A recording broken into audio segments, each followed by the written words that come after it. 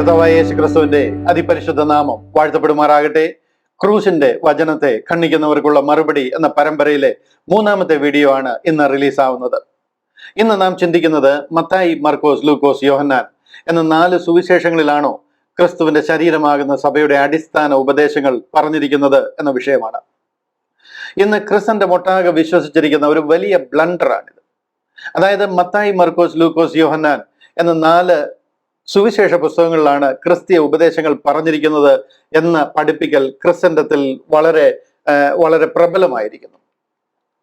ഒരു യാഥാസ്ഥിക ക്രിസ്ത്യാനിയോട് അത് അങ്ങനെ അല്ല എന്ന് പറഞ്ഞു കഴിഞ്ഞാൽ അവർക്ക് വിശ്വസിക്കുവാനോ ഉൾക്കൊള്ളുവാനോ കഴിയാത്ത നിലയിൽ അത് നമ്മുടെ ബ്ലഡിൽ അലിഞ്ഞു ചേർന്നിരിക്കുക. ഈ മത്തായി, മർക്കോസ്, ലൂക്കോസ്, യോഹന്നാൻ എന്ന 4 പുസ്തകങ്ങളിലൂടെ ക്രിസ്തീയ ഉപദേശം നമ്മളെ അറിയിച്ചിരിക്കുന്നു എന്ന് ക്രിസ്ത്യാനി വിശ്വസിച്ചിരിക്കുന്നു. പൗലോസ് അപ്പോസ്തലനെ നോക്കിക്കഴിഞ്ഞാൽ അദ്ദേഹം എന്തുകൊണ്ടാണ് കർത്താവിനെ തിരിച്ചറിയുകയോ അല്ലെങ്കിൽ കർത്താവ് ലോകത്തിൽ വന്നു കഴിഞ്ഞപ്പോൾ ഈ പറഞ്ഞ കാര്യങ്ങൾ മനസ്സിലാക്കുവാൻ തനിക്ക് കഴിയാതെ പോവുകയോ കർത്താവിന്റെ 12 ശിഷ്യന്മാരിൽ കൂടി ആ അപ്പോസ്തോലിക ശുശ്രൂഷയിൽ കൂടി ശക്തി പ്രാപിച്ച സഭയെ എന്തുകൊണ്ട് പൗലോസ് അപ്പോസ്തലൻ ഉപദ്രവിച്ചു? എന്തുകൊണ്ട് ആ സഭയെ പീഡിപ്പിക്കുകയും അവരെ ഉപദ്രവിക്കുകയും ചെയ്തു? താന് തിരുവചനത്തിൽ താൻ അഗ്രഗണ്യനാണ്. ന്യായപ്രമാണത്തിന്റെ നീതി നിമിത്തം താൻ അനിന്യന. ഈ ന്യായപ്രമാണം, ഈ തനാഖ് എന്ന് പറയുന്ന പഴയ നിയമം, അതിലെ നീതി നിമിത്തം താൻ അനിന്യന. അതിലെ ശുഷ്കാന്തി നിമിത്തം താൻ സഭയെ ഉപദ്രവിക്കുക. ഗമാലിയലിന്റെ പാദപീഠത്തെങ്കിലിരുന്ന് ഈ പുസ്തകം നല്ലവണ്ണം പഠിക്കുകയും മനസ്സിലാക്കുകയും ഒരു സിനഗോഗിലെ റബി ആകാനുള്ള എല്ലാ ക്വാളിഫിക്കേഷനും ഉള്ള രീതിയിൽ ഈ വചനം അറിയാവുന്ന ആള് എന്തുകൊണ്ട് പിന്നെ കർത്താവ് വന്ന് ഇവിടെ സ്ഥാപിച്ച അല്ലെന്നുണ്ടെങ്കിൽ ശക്തി പ്രാപിച്ച ആ സഭയെ താൻ ഉപദ്രവിക്കുവാനായിട്ട് തുടങ്ങി? എന്തുകൊണ്ട് സ്തേഫാനോസിനെ എറിഞ്ഞു കൊല്ലുവാനായിട്ട് താൻ ഉത്തരവിടുന്ന നിലയിൽ കാര്യങ്ങളെ കൊണ്ടുപോയി? കാര്യം എന്താണെന്ന് ചോദിച്ചു കഴിഞ്ഞാൽ ഇവർക്കെല്ലാം അറിവും കഴിവുമുണ്ട്. ഇന്ന് നോക്കിക്കഴിഞ്ഞാൽ അനേകർക്ക് MTHും BTHും MDയും ഒത്തിരി കാര്യങ്ങളുള്ള ആൾക്കാരാ. ഇവരുടെ ഒന്നും അറിവിനെ ഞാൻ ചോദ്യം ചെയ്യുന്നില്ല, അവരുടെ ഒന്നും പേഴ്സണൽ ആസ്പെക്റ്റിനെ ഞാൻ ചോദ്യം ചെയ്യുന്നില്ല. ഇവരെല്ലാം നല്ല ആൾക്കാരാ. പക്ഷെ എന്നുണ്ടെങ്കിൽ ഈ സത്യം പൗലോസ് അപ്പോസ്തലന് എങ്ങനെ മനസ്സിലായില്ലയോ?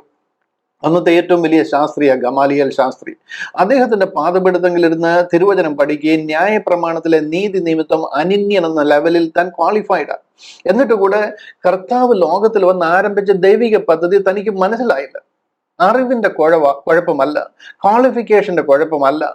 ദൈവം പിടിക്കാതെ ഇതൊരുത്തിനും മനസ്സിലാകത്തില്ല. ഡമസ്കോസിൽ വെച്ച് ദൈവം കർത്താവ് പോളിനെ പിടിച്ചു കഴിഞ്ഞപ്പോൾ കണ്ണ് കാണുന്നില്ല, കണ്ണിൽ നിന്ന് ചെതുമ്പൽ മാതിരി ഒരു സാധനം വീണു പോകുക. അതിനുശേഷമാണ് കാര്യങ്ങൾ മനസ്സിലായി തുടങ്ങുന്നത്. മരണപര്യന്തം താൻ വിശ്വസ്തനായിരുന്നു. തന്നെ കൊല്ലുവാനായിട്ട് റോമൻ കൈസർ തന്നെ കൊല്ലുവാൻ കൊണ്ടുപോകുന്ന കുലത്തളത്തിൽ വരെ താൻ വിശ്വസ്തനായിട്ടിരുന്നു. ഞാൻ നല്ല പോർ പൊരുതി ഓട്ടം തികച്ചു, വിശ്വാസം കാത്തു. ഈ സത്യം നമുക്ക് മനസ്സിലാകണമെന്നുണ്ടെങ്കിൽ ഒരു പാരമ്പര്യ ക്രിസ്ത്യാനിയായിട്ട് നിന്നാൽ ഇത് നിങ്ങൾക്ക് ഉൾക്കൊള്ളുവാനായിട്ട് കഴിയത്തില്ല. കുറഞ്ഞത് ഒരു 1700 വർഷമായിട്ട് ഇത് നമ്മുടെ മേൽ അടിച്ചേൽപ്പിച്ചിരിക്കുന്ന ചില സുവിശേഷങ്ങളാണ്. ചില പഠിപ്പിക്കലുകളാണ്. അതിൽ നിന്ന് നമ്മൾ സത്യം മനസ്സിലാക്കാൻ, അത് ശരി തന്നെയാണോ, അത് ബെരോവക്കാരെ പോലെ അത് അങ്ങനെ തന്നെയാണോ എന്ന് ഒരിക്കൽ കൂടി ക്രിസ്ത്യാനി ചിന്തിച്ചാൽ കർത്താവിന്റെ വരവിൽ കൈവിടപ്പെട്ടു പോകത്തില്ല എന്ന് ഞാൻ നിങ്ങളെ ഓർപ്പിക്കുക. ഒരു ഷർട്ടിന്റെ ബട്ടൺ ഇടുമ്പോൾ, ഈ ഷർട്ടിന്റെ ബട്ടൺ ഇടുമ്പോൾ ഞാൻ ഈ ഒരു ബട്ടൺ കയറ്റിയും ഇറക്കിയും ഇട്ട് കഴിഞ്ഞാൽ മുഴുവനും ബട്ടണും കയറി ഇറങ്ങിപ്പോ ലാസ്റ്റ് ചെന്നിട്ട് കയറി ഇറങ്ങിയും ഷർട്ട് ഇങ്ങനെ നിൽക്കും എന്ന് പറഞ്ഞതുപോലെ കംപ്ലീറ്റ് കാര്യങ്ങളും ആദ്യ നൂറ്റാണ്ടുകളിൽ ചെയ്ത ആ കാര്യങ്ങളും അതിനുശേഷം കോൺസ്റ്റന്റൈൻ ചക്രവർത്തി ക്രിസ്ത്യാനിയായി മാറി ഈ കാര്യങ്ങളൊക്കെ ലീഗലൈസ് ചെയ്തപ്പോൾ മുതൽ ഈ കാര്യങ്ങൾ മുഴുവനും തെറ്റിപ്പോയിരിക്കുക. അങ്ങനെ തെറ്റിപ്പോയി കഴിഞ്ഞാൽ അടിസ്ഥാന ഉപദേശങ്ങൾ 100ക്ക് 100 തെറ്റിപ്പോയിരിക്കുക. നമ്മുടെ കണ്ണിൽ പൊടി വീണിരിക്കുന്ന പോലെ കാര്യങ്ങൾ മുഴുവനും തെറ്റിപ്പോയിരിക്കുക. റോമാ ലേഖനത്തിലാണ് ക്രിസ്തീയ വിശ്വാസത്തിന്റെ അടിസ്ഥാന പ്രമാണം, അതായത് ക്രിസ്ത്യാനിറ്റിയുടെ ഫൗണ്ടേഷണൽ ഡോക്ട്രിൻസ് പറഞ്ഞിരിക്കുന്നത് റോമാ ലേഖനത്തിലാണെന്ന് ഘോരം പ്രസംഗിക്കുന്ന ആൾക്കാരും പറയുന്നത് ഈ 4 സുവിശേഷങ്ങളാണ് ക്രിസ്ത്യാനിറ്റിയുടെ അടിസ്ഥാനമെന്ന്. പിന്നെ റോമാ ലേഖനത്തിൽ എന്താണ് പറഞ്ഞിരിക്കുന്നത്? റോമാ ലേഖനമാണ് the foundational doctrine of Christianity എന്ന് നിങ്ങൾ വിശ്വസിക്കുന്നുണ്ടെങ്കിൽ അത് തന്നെയാണ്, അതിലാണ് ഇതിന്റെ ഫൗണ്ടേഷൻ പറഞ്ഞിരിക്കുന്നത്, 4 സുവിശേഷത്തിലല്ല. നിങ്ങൾ കുറെ കൂടെ മുന്നോട്ട് പോകുമ്പോൾ ഈ കാര്യങ്ങൾ മനസ്സിലാക്കുവാനായിട്ട് ഇടയായിത്തീരും. ഇന്ന് അടിസ്ഥാന ഉപദേശങ്ങൾ തെറ്റിപ്പോയി കഴിഞ്ഞാൽ നാം ക്രിസ്തീയ വിശ്വാസത്തിൽ നിന്നേ മാറിപ്പോകും. കംപ്ലീറ്റ് കാര്യങ്ങളിൽ നാം തെറ്റിപ്പോകും. സങ്കീർത്തനത്തിലെ ഒരു സങ്കീർത്തന ഭാഗത്ത് 11-ാമത്തെ സങ്കീർത്തനം അതിന്റെ 3-ാമത്തെ വാക്യത്തിൽ ഇങ്ങനെ പറയുന്ന, അടിസ്ഥാനങ്ങൾ മറിഞ്ഞു പോയാൽ നീതിമാൻ എന്തു ചെയ്യും? If the foundation B destroyed, what can the righteous do? ഇന്ന് ക്രിസ്തീയ വിശ്വാസത്തിന്റെ അടിസ്ഥാനം മറിഞ്ഞ് തലകുത്തി കിടക്കുക. ഇത് ഇന്നും ഇന്നലെ മറിഞ്ഞതല്ല, നമ്മുടെ ആരുടെയും കുഴപ്പമല്ല. പിതാക്കന്മാരുടെ കാലത്തെ വളരെ വളരെ സമർത്ഥമായിട്ട് സാത്താൻ ഇതിനെ അടിസ്ഥാനങ്ങൾ മുഴുവനും മറിഞ്ഞു പോയിരിക്കുക. അതിനെ ഒരിക്കൽ കൂടി ചെക്ക് ചെയ്തില്ലെങ്കിൽ, നമ്മൾക്ക് റൈറ്റ് റൂട്ടിലാണോ ആയിരിക്കുന്നതെന്ന് മനസ്സിലായില്ലെങ്കിൽ കൈവിടപ്പെട്ടു പോകും, നിത്യ നരകാഗ്നിയിൽ ചെന്ന് ചേരും, നിത്യത നരകാഗ്നിയിലായി പോകും. അതുകൊണ്ടാണ് ഇതിനെ ഒരിക്കൽ കൂടി ശ്രദ്ധിക്കുവാനായിട്ട് പറയുന്നത്. ഇംഗ്ലീഷിൽ ഒരു ചൊല്ലുണ്ട്, by looking at a tree you have miss the whole forest എന്ന് പറയും. അതായത് ഒരു ഫോറസ്റ്റ് കാണാൻ പോയതാ, ആ ഫോറസ്റ്റിന്റെ മുന്നിൽ കൂടെ അങ്ങനെ വണ്ടിയിൽ പൊക്കോണ്ടിരുന്നപ്പോൾ അതിന്റെ മുന്നിൽ നിന്നിരുന്ന ഒരു വിചിത്രമായ മരം ഉണ്ടായിരുന്നു. ആ ഒരു ട്രീയിൽ, ആ ഒരു മരത്തിൽ മാത്രം അങ്ങനെ നോക്കി നിന്നിരുന്ന കാരണം അതിന്റെ പുറകിലുണ്ടായിരുന്ന ആ ഹോൾ ഫോറസ്റ്റ് നമുക്ക് മിസ്സായിപ്പോയി, അതൊന്നുമേ നമുക്ക് കാണാൻ കഴിഞ്ഞില്ല എന്ന് പറഞ്ഞത് മാതിരി ക്രിസ്ത്യന്റെ ഒരു ചില കാര്യങ്ങളിൽ ഇന്ന് ഉറപ്പിച്ച് നിർത്തിയിരിക്കുക. സാത്താൻ ഇതിന്റെ പിന്നിൽ വളരെ സമർത്ഥമായിട്ട് പ്രവർത്തിച്ചിരിക്കുക. അഖിലാണ്ടത്തിന്റെ ഉടയവനായ ക്രിസ്തു എന്തിന് കാൽവറിയിൽ യാഗമായി എന്ന് ഒരു ക്രിസ്ത്യാനിക്കും ഇന്ന് വാസ്തവമായിട്ട് അറിയത്തില്ല. കാര്യങ്ങളൊക്കെ ഇങ്ങനെ നടന്നു എന്നറിയാന്നുള്ളതല്ലാതെ എന്താണ് നമ്മുടെ ഫൗണ്ടേഷൻ എന്ന് നമുക്ക് ശരിക്കും മനസ്സിലായിട്ടില്ല. മത്തായി, മർക്കോസ്, ലൂക്കോസ്, യോഹന്നാൻ എന്ന 4 അനുഗ്രഹീതമായ പുസ്തകങ്ങളാണ്. ഞാൻ അതിന്റെ മുന്നിൽ ഒട്ടും കുറച്ച് കാണുന്നില്ല, അതിന്റെ മഹത്വം ഒട്ടും ഞാൻ കുറച്ച് പറയുകയാണെന്ന് തെറ്റിദ്ധരിക്കല്ല. ഞാൻ അതിന്റെ മുന്നിൽ സാഷ്ടാംഗം വീഴുക. കർത്താവ് ഉലകത്തിൽ വന്നതിന്റെ, ആ കർത്താവിന്റെ ലോകത്തിലെ മിനിസ്ട്രിയുടെ അക്കൗണ്ട് പറയുന്ന മനോഹരമായ 4 പുസ്തകങ്ങളാണ്, 4 സുവിശേഷങ്ങൾ, മത്തായി, മർക്കോസ്, ലൂക്കോസ്, യോഹന്നാൻ എന്നുള്ളത്. ബട്ട് അൺഫോർച്ചുനേറ്റ്ലി അതല്ല ക്രിസ്തീയ സഭയുടെ അടിസ്ഥാന ഉപദേശങ്ങൾ പറഞ്ഞിരിക്കുന്ന പുസ്തകങ്ങൾ. അത് പ്യൂർലി യേഹൂദന് വേണ്ടി കൊടുത്തിരിക്കുന്ന ഉപദേശങ്ങളാണ്. ന്യായപ്രമാണ പുസ്തകങ്ങളുടെ, അതായത് ഉൽപ്പത്തി മുതൽ മലാഖി വരെ പറഞ്ഞിരിക്കുന്ന 39 പുസ്തകങ്ങൾ, തനാക്കിലെ 39 പുസ്തകങ്ങൾ, തോറ, നെവീം, കെത്തുബീം, ഈ 3 പുസ്തകങ്ങളും, മലാഖി വരെ പറഞ്ഞിരിക്കുന്ന 39 പുസ്തകങ്ങൾ, അതിനുശേഷം ആ കാര്യങ്ങളുടെ നിവർത്തീകരണത്തിന് വേണ്ടി കർത്താവ് ലോകത്തിൽ വന്നിരിക്കുക. ആ ലോകത്തിൽ വരുന്നത് അവരുടെ ഇടയിലാണ്. കർത്താവ് വരുമ്പോൾ നിങ്ങൾ ശ്രദ്ധിച്ചു, അവൻ സ്വന്തമായതിലേക്ക് വന്നു, സ്വന്തമായവരും അവനെ കൈക്കൊണ്ടില്ല.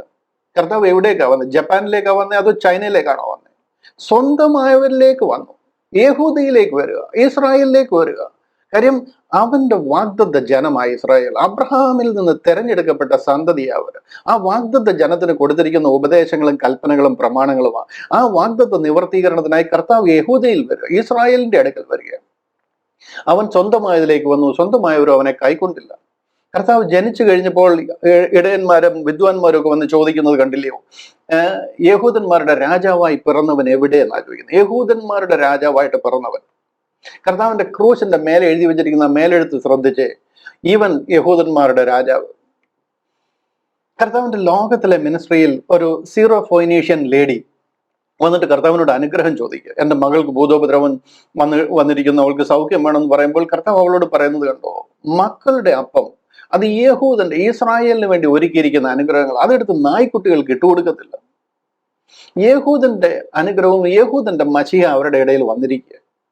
നിങ്ങൾ അല്പം കൂടെ കാര്യങ്ങളെ ഉത്തരവാദിത്വത്തോടുകൂടെ, ആത്മീയ ഉത്തരവാദിത്വത്തോടുകൂടി ഈ കാര്യങ്ങളെ മനസ്സിലാക്കണം. കർത്താവ് 12 അപ്പോസ്തലന്മാരെ അയക്കുക, 12 ശിഷ്യന്മാരെ സുവിശേഷം പറയാൻ അയക്കുക. എന്ത് സുവിശേഷം അവർ പറയുന്നത്? കർത്താവ് മരിച്ചിട്ടില്ല, മരിക്കുന്നതിന് മുമ്പ് അവരെ കർത്താവ് അയക്കുക.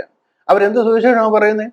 കർത്താവ് ക്രൂശിൽ മരിക്കാൻ പോകുന്നു, അതിൽ വിശ്വസിച്ചു കഴിഞ്ഞാൽ കൃപയാൽ നിങ്ങൾ രക്ഷിക്കപ്പെടും എന്നൊക്കെയുള്ള സുവിശേഷമാണ്. അവരതിനെക്കുറിച്ചൊന്നും കേട്ട് കേൾവി പോലുമില്ല. പത്രോസ് അപ്പോസ്തലനോട് അതിന്റെ തലേ ദിവസം പറഞ്ഞിട്ട് കൂടെ പറയുന്നത്, കർത്താവേ നിനക്ക് അങ്ങനെ സംഭവിക്കല്ലേ എന്ന്. മരിച്ചു കഴിഞ്ഞിട്ടും മറിയ വന്ന് പറഞ്ഞിട്ടും കല്ലറയിൽ ഇല്ലെന്ന് പറഞ്ഞിട്ടും ഓടിപ്പോയി കണ്ടതിന് ശേഷമാണ് അതിലൊരു വിശ്വാസം വരുന്നത്. ഇവർക്ക് ആർക്കും ഈ പദ്ധതിയോ, അവരൊന്നും ഇത് പ്രസംഗിച്ചിട്ടില്ല. അവരുടെ വിളി കിങ്ഡം ഗോസ്പലാണ്, ദൈവരാജ്യത്തിന്റെ ഉപദേശമാണ്, സ്വർഗരാജ്യത്തിന്റെ ഉപദേശമാണ് അവർ പ്രസംഗിക്കുന്നത്. അതാ കർത്താവ് ഈ മത്തായി, മർക്കോസ്, ലൂക്കോസ്, യോഹന്നാൻ എന്ന 4 സുവിശേഷങ്ങളിൽ കൂടെ പ്രസംഗിച്ചിരിക്കുന്നത്. അതിൽ ആര് കടക്കും, അതിലേക്ക് ആര് കടക്കത്തില്ല, കടക്കാതെ പോയി കഴിഞ്ഞാൽ എന്ത് ചെയ്യും, എന്താണ് അവർക്ക് സംഭവിക്കാൻ പോകുന്നത്, അതിനുവേണ്ടി അവരെ എങ്ങനെ ഒരുക്കണം, അതെല്ലാമാണ് ആ മത്തായി, മർക്കോസ്, ലൂക്കോസ്, യോഹന്നാനിൽ പറഞ്ഞത്. അവരുടെ പ്രോമിസ്. കർത്താവ് ഈ 12 ശിഷ്യന്മാരെ അയക്കുമ്പോൾ തന്നെ അവരോട് കർത്താവ് പറഞ്ഞയക്കുന്നത്, മത്തായി 10:5 ഞാൻ ഈ പറയുന്നത്. അവിടെ 12 ശിഷ്യന്മാരെ അയക്കുമ്പോൾ കർത്താവ് പറയുകയാണ്, നിങ്ങൾ ജാതികളുടെ അടുക്കൽ പോകരുത്, ശമര്യരുടെ പട്ടണത്തിൽ കടക്കരുത്, ജാതീയ ദേശത്തെ കടക്കുകയേ ചെയ്യില്ലെന്നാണ് പറയുന്നത്. കാര്യം നീ ഇസ്രായേൽ ഗ്രഹത്തിലെ കാണാതെ പോയ ആടുകളുടെ അരികിലേക്ക് അല്ലാതെ എന്നെ അയച്ചിട്ടില്ല. എന്നെ ഇസ്രായേൽ ഗ്രഹത്തിലെ കാണാതെ പോയ ആടുകൾ, അവിടുന്ന് കാണാതെ പോയ ആടുകൾ, അവരെ ചേർക്കുന്ന പദ്ധതിയാണ് കർത്താവ് കൊണ്ടുവന്നിരിക്കുന്നതും അവർക്ക് കൊടുത്തിരിക്കുന്ന ആ കിങ്ഡം ഓഫ് ഹെവൻ എന്ന് പറയുന്ന പ്രോഗ്രാമാണ്. അവിടെ പറയുന്നത്, എന്നെ ഇസ്രായേൽ ഗ്രഹത്തിൽ നിങ്ങൾ ജാതികളുടെ അടുക്കൽ പോകരുത്, ഈ ശമരിയരുടെ പട്ടണങ്ങളിൽ കടക്കരുത്. ശമരിയരുടെ പട്ടണങ്ങൾ മുഴുവനും ജാതികളെ കൊണ്ട് പാർപ്പിച്ചിരിക്കുക. കാര്യം അവരെ അവരെ അസീറിയൻ പ്രവാസത്തിലേക്ക് ഷർഗോണും ഷൽമാനസറും ഒക്കെ പിടിച്ചുകൊണ്ട് പോയതിനു ശേഷം അവിടുന്ന് അസീറിയയിൽ നിന്നും ജാതികളെ ഹൂദ, ഹമ്മ, സഫർവയും എന്നൊക്കെ പറയുന്ന കൊടും ജാതികളെ കൊണ്ട് താമസിപ്പിച്ചിരിക്കുക ഈ ശമരിയൻ പട്ടണങ്ങളിലെല്ലാം. അതുകൊണ്ടാണ് പറയുന്നത് ശമരിയരുടെ പട്ടണങ്ങളിൽ കടക്കരുത്. ശമരിയരുടെ ഗ്രാമങ്ങളിലൊക്കെ കർത്താവ് ശമരിയരുടെ ഗ്രാമങ്ങളിലൊക്കെ പോയി സുവിശേഷിച്ചിട്ടുണ്ട്. ഈ 12 ശിഷ്യന്മാരിൽ 11 പേരും ഗലീലയിൽ നിന്നുള്ളവരാ. അതെല്ലാം ശമരിയ, അതായത് നോർത്തേൺ ഇസ്രായേലാണ്. ഇസ്രായേലാണ് അതിന്റെ ക്യാപിറ്റലായി ശമരിയ എന്ന് പറയുന്നത്. ആ ശമരിയരുടെ പട്ടണങ്ങളിൽ കടക്കരുതെന്ന് പറഞ്ഞാൽ അവിടെ ജാതികളെ കൊണ്ട് താമസിപ്പിച്ചിരിക്കുക. അർത്ഥാൽ ജാതികളുടെ അടുക്കൽ പോവുകയെ ചെയ്യരുതെന്നാണ് കർത്താവ് പറയുന്നത്. ജാതികളുടെ അടുക്കൽ പോകാതെയും ശമരിയരുടെ പട്ടണത്തിൽ കടക്കാതെയും ഇസ്രായേൽ ഗ്രഹത്തിലെ കാണാതെ പോയ ആടുകളുടെ അരികിൽ തന്നെ ചെല്ലുവിൻ. അതിനാണ് അവരെ അയച്ചിരിക്കുന്നത് തന്നെ. ഈ പൗലോസ് അപ്പോസ്തലൻ പറയുന്നത് കണ്ടോ, റോമാലേഖനം 15-ാം അധ്യായം 8-ാം വാക്യത്തിൽ പറയുന്നത് കണ്ടോ. അവിടെ പറയുന്നത് പിതാക്കന്മാർക്ക് കൊടുത്ത വാഗ്ദത്തങ്ങളെ ഉറപ്പിക്കേണ്ടതിന് ക്രിസ്തു പരിച്ഛേദനക്കാർക്ക് ശുശ്രൂഷക്കാരനായി തീർന്നുവെന്ന്. പിതാക്കന്മാർക്ക് അബ്രഹാമിനും ഇസഹാക്കിനും യാക്കോബിനും മോശയ്ക്കും ദാവീദിനും ദാനിയേലിനോടും ഒക്കെ പറഞ്ഞിരിക്കുന്നു. ആ വാഗ്ദത്തങ്ങളെ ഉറപ്പിക്കേണ്ടതിന്, പിതാക്കന്മാർക്ക് കൊടുത്ത വാഗ്ദത്തങ്ങളെ ഉറപ്പിക്കേണ്ടതിന് ക്രിസ്തു പരിച്ഛേദനക്കാര്. നിങ്ങളിൽ എത്ര പേരുണ്ട് പരിച്ഛേദനക്കാര്? പരിച്ഛേദനക്കാർക്ക് ശുശ്രൂഷക്കാരനായി തീർന്നു. ഇത് യഹൂദനോട് പറഞ്ഞിരിക്കുന്ന കാര്യങ്ങളാണ്. അതിന്റെ പിന്തുടർച്ചയായിട്ട് let me quickly show you this verses. Mathai ഇവിടെ ആരംഭിക്കാം. മത്തായിയുടെ സുവിശേഷം 1-ാം അധ്യായം 1-ാം വാക്യം. ഇത് പുതിയ മത്തായി, മർക്കോസ്, ലൂക്കോസ്, യോഹന്നാനിലെ മത്തായിയുടെ 1:1 ഞാൻ ഈ കാണിക്കുന്നത്. ഇവിടെ പറയാം, അബ്രഹാമിന്റെ പുത്രനായ ദാവീദിന്റെ പുത്രനായ യേശു ക്രിസ്തുവിന്റെ വംശാവലി. നിങ്ങൾക്ക് വല്ല പിടിയുണ്ടോ ഇതെന്തുകൊണ്ടാണ് ഇങ്ങനെ പറഞ്ഞു തുടങ്ങുന്നതെന്ന്? ദൈവം അബ്രഹാമിനോട് ചെയ്തിരിക്കുന്ന ഉടമ്പടിയാണ്. അതിനുശേഷം അത് ദാവീദിനോട് ചെയ്തിരിക്കുന്ന ഉടമ്പടിയാണ്. ഡേവിഡിക് കവണന്റ്, അബ്രഹാമിക് കവണന്റ്, ഡേവിഡിക് കവണന്റ്. കാര്യം അബ്രഹാമിനോട് പറഞ്ഞ് അങ്ങനെ ഒരു കിങ്ഡം നിങ്ങൾക്ക് തരുമെന്ന് പറഞ്ഞിരിക്കുക. ദാവീദിൽ കൂടി ഒരു പറഞ്ഞിരിക്കുകയാണ്, ആ കവണന്റിൽ കൂടെ പറഞ്ഞ ഒരു രാജാവ് അതിനെ നിത്യം നീതിയോടെ വാഴും. ആ കവണന്റുകളും ആ പദ്ധതിയുടെ പൂർത്തീകരണത്തിനായി ആ തലമുറയിൽ യേശു ക്രിസ്തു വന്നിരിക്കുന്നു എന്ന് പറഞ്ഞു തുടങ്ങുകയാണ്. കർത്താവിന്റെ വംശാവലി പറഞ്ഞ് മത്തായി, മർക്കോസ്, ലൂക്കോസ് തുടങ്ങിയ. നിങ്ങളിൽ എത്ര പേരോടാണ് ഈ വാഗ്ദത്തങ്ങൾ ലഭിച്ചിരിക്കുന്നത്? എങ്ങനെയാണ് നിങ്ങൾക്ക് ഈ വാഗ്ദത്തം ലഭിച്ചിരിക്കുന്നത്? റീപ്ലേസ്മെന്റ് തിയോളജിയിൽ കുടുങ്ങിപ്പോകാതെ നമ്മുടെ രക്ഷാ പദ്ധതി എന്താണെന്ന് മനസ്സിലാക്കുവാൻ ഈ അന്ത്യകാലത്തെങ്കിലും നിങ്ങളുടെ കണ്ണ് തുറക്കാൻ ഞാൻ നിങ്ങളോട് സ്നേഹത്തോടെ ഓർപ്പിക്കുക. തുടർന്ന് വരുന്ന എക്സ്പ്ലനേഷൻ കേട്ടതിന് ശേഷം നമ്മളെ കണ്ണിക്കുവാനായിട്ട് ആയിരിക്കുന്ന കർത്താവിന്റെ ദാസന്മാർ 2 പേരുണ്ട്. അവർ 2 പേര് കാര്യങ്ങൾ അറിയാവുന്നവരാണ്. തിരുവചനം പഠിച്ചിട്ടുള്ളവരും പണ്ഡിതന്മാരും ഒക്കെയാണ്. അവർക്ക് സാവകാശത്തോടെ ഇതിനെ ഒന്നുകൂടെ കേട്ടിട്ട് അവർ പഠിച്ചിരിക്കുന്നതൊക്കെ ഈ പറയുന്ന ബൈബിളിൽ പറഞ്ഞിരിക്കുന്ന കാര്യങ്ങളുമായിട്ട് അലൈൻഡ് ആയിട്ട് വരുന്നു എന്ന് നോക്കിയിട്ട് അവരതിനെക്കുറിച്ച് പ്രതികരിക്കാൻ ഞാൻ നിങ്ങളെ ഓർപ്പിക്കുക. കാര്യം നമ്മൾ ഈ പ്രതികരിക്കുന്നതിൽ കൂടെ നമുക്ക് എല്ലാവർക്കും പ്രയോജനം ഉണ്ടാകണം. ഞാൻ ഈ പറയുന്ന കാര്യങ്ങളിൽ എവിടാണ് ഈ ബൈബിളുമായിട്ട് അലൈൻഡ് അല്ലാത്ത, എവിടെയാണ് തെറ്റിപ്പോയിരിക്കുന്നതെന്ന് അവരുടെ കമന്റുകളിലൊക്കെ ഞാൻ കേട്ടത്, ഏത് കണ്ണുപൊട്ടനും അറിയാം മത്തായി, മർക്കോസ്, ലൂക്കോസ്, യോഹന്നാനിലാണ് സുവിശേഷം. ശരിയാ, കണ്ണുപൊട്ടന്മാർക്കൊക്കെ അറിയാം. അല്പം കണ്ണു തുറന്ന് വായിച്ചു കഴിഞ്ഞാൽ ഈ കാര്യങ്ങൾ മനസ്സിലാവും, ഇത് നമുക്കുള്ളതല്ല എന്നുള്ളത്. ഇനി അതിൽ വ്യക്തമായിട്ട് എന്തെങ്കിലും കൂടുതലായിട്ട് നിങ്ങൾ കാണുന്നുണ്ടെങ്കിൽ ഈ കണ്ണുപൊട്ടനെ അതൊന്ന് പറഞ്ഞ് മനസ്സിലാക്കി തരാൻ ഞാൻ നിങ്ങളോട് അപേക്ഷിക്കുക. അതിനായിട്ട് ദയവായിട്ട് ഈ വീഡിയോ, തുടർന്ന് വരുന്ന വീഡിയോ കണ്ടായിട്ട്, ഇതിനും ഈ വീഡിയോയിൽ ഞാൻ ചെയ്തിരിക്കുന്നത് 1 വർഷം മുമ്പ് ചെയ്തിരിക്കുന്ന വീഡിയോ, ഒന്നും ഫാബ്രിക്കേറ്റഡ് ആയിട്ട് ഇതിൽ ആഡ് ചെയ്തിട്ടില്ല. ഞങ്ങൾ പഠിപ്പിക്കുന്ന ഉപദേശം ഇതാണെന്ന് മനസ്സിലാക്കാനായിട്ട് 1 വർഷം മുമ്പ് ചെയ്തിരിക്കുന്ന ആ മത്തായി, മർക്കോസ്, ലൂക്കോസ്, യോഹന്നാൻ എന്ന 4 സുവിശേഷത്തിൽ അല്ല ക്രിസ്ത്യാനിറ്റി ആരംഭിച്ചത് എന്ന് മനസ്സിലാക്കുവാൻ ആ വീഡിയോയുടെ ഒരു ഭാഗം ഇതിനോട് ചേർക്കുകയാണ്, പ്രസക്ത ഭാഗം ഇതിനോട് ചേർക്കുകയാണ്. ദയവായിട്ട് ഇത് കണ്ടായിട്ട് അത് മനസ്സിലായതിനു ശേഷം കർത്താവിന്റെ സന്നിധിയിൽ ഇരുന്നിട്ട് ബെരോവക്കാരെ പോലെ നമ്മുടെ അപ്പച്ചന്മാരും നമ്മുടെ പാരമ്പര്യവും പിതാക്കന്മാരും പഠിപ്പിച്ചതും ഈ നിയമത്തിൽ കൊണ്ടുവന്നിരിക്കുന്നതും ഒക്കെ ആണോ ആക്ച്വലി നമ്മുടെ വിശ്വാസം? അതാണോ രക്ഷാമാർഗം? ഇന്ന് ഈ ഇൻഫർമേഷൻസ് ഒക്കെ നമ്മുടെ കയ്യിൽ അവൈലബിൾ. ഏത് ഭാഷയിലും ബൈബിൾ നമ്മുടെ കയ്യിൽ അവൈലബിൾ. അതൊന്ന് ശാന്തമായിട്ട് വായിച്ചു നോക്കിയിട്ട് അത് അങ്ങനെ തന്നെയോ എന്ന് ചിന്തിക്കുവാൻ ഞാൻ നിങ്ങളോട് വിനീതമായിട്ട് അപേക്ഷിക്കുക. ദയവായിട്ട് ഇതിനെ കാണുകയും അതിനുശേഷം അടുത്ത 3 വീഡിയോകൾ കൂടെ വരും. അതിനുശേഷം നിങ്ങൾ പ്രതികരിക്കാൻ ഞാൻ വിനീതമായിട്ട് ഓർപ്പിക്കുക. ദൈവം അതിനായിട്ട് നിങ്ങളെ സഹായിക്കട്ടെ. കർത്താവിന്റെ കൃപ നിങ്ങളോട് കൂടെ ഇരിക്കുമാറാകട്ടെ. ഇന്ന് മത്തായി, മർക്കോസ്, ലൂക്കോസ്, യോഹന്നാൻ എന്ന 4 സുവിശേഷങ്ങൾക്ക് ക്രിസ്തീയ വിശ്വാസത്തിലുള്ള പ്രാധാന്യം എന്നൊരു വിഷയമാണ് നാം ചിന്തിക്കുവാനായിട്ട് ആഗ്രഹിക്കുന്നത്. അതായത് ഇന്ന് ക്രിസ്തീയ വിശ്വാസം ഈ 4 സുവിശേഷങ്ങളിൽ പറഞ്ഞിരിക്കുന്ന ഉപദേശങ്ങളിൽ അധിഷ്ഠിതമായിരിക്കുന്നുവെന്ന് നാം വിശ്വസിച്ചിരിക്കുന്നു. മറ്റ് പുതിയ നിയമത്തിലെ ലേഖന പുസ്തകങ്ങളെല്ലാം തന്നെ ഈ 4 സുവിശേഷങ്ങൾ ക്രിസ്തീയ സഭകളെയും സഭാ ശുശ്രൂഷകന്മാരെയും ഒക്കെ അറിയിക്കുവാനായി എഴുതി കൊടുത്തിരിക്കുന്ന ലേഖനങ്ങൾ എന്ന നിലയിൽ, അതായത് സുവിശേഷം പറഞ്ഞിരിക്കുന്നത് ഈ 4 പുസ്തകങ്ങളിലാണ്, അത് മറ്റുള്ളവരെ അറിയിക്കുവാനായി കൊടുത്തിരിക്കുന്ന ലേഖനങ്ങളാണ് ലേഖന പുസ്തകങ്ങൾ എന്നുള്ള നിലയിലാണ് പ്രധാനമായും നാം ഈ പുസ്തകങ്ങളെ കാണുന്നത്.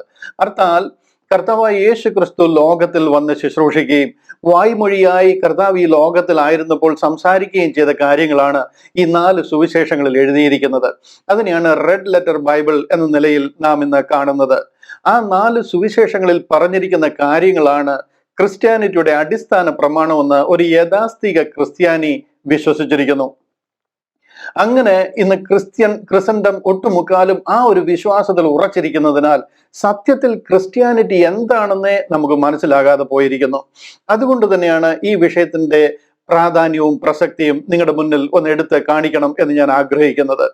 അതായത് ഇന്ന് നാം ഈ 4 സുവിശേഷങ്ങളിലാണ് ക്രിസ്ത്യാനിറ്റിയുടെ ഉപദേശങ്ങൾ പറഞ്ഞിരിക്കുന്നത് എന്ന് വിശ്വസിച്ചിരുന്നു കഴിഞ്ഞാൽ, അപ്പോസ്തലനായ പൗലോസ് ഗലാത്യ ലേഖനത്തിൽ പറയുന്ന ആ ഒരു സാഹചര്യത്തിന് തുല്യമായ സാഹചര്യം സംജാതമാവുകയാണ്.